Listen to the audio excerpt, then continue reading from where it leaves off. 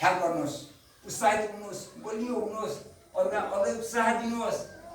ल्याउनु झ्याउरो पर बसेको अलिक जानुहोस्, भेट्नुहोस्, उत्साह दिनुहोस्। के खानुभएको छ, के लाउनुभएको छ भनेर सोध्नुहोस्।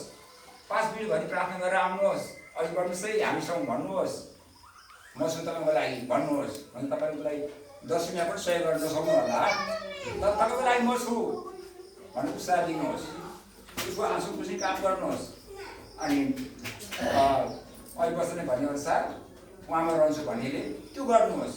अब त्यस्तोको लागि, त्यस्तो विश्वासको लागि भनेको वचन त्यो खोलाको किनारमा रोपेको बोट जस्तै हुन्छ, जसले आफ्नो मृत्युमा फल्दिन्छ अनि जसको पात कहिल्यै ओइलाउँदैन, जसको पात कहिल्यै ओइलाउँदैन। यदि जे पनि गर्छ त्यसमा त्यो सफल हुन्छ। आमेन।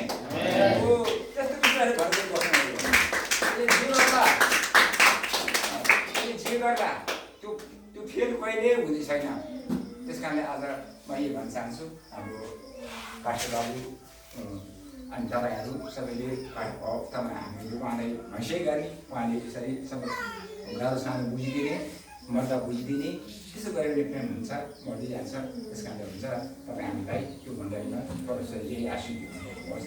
जय मसीह।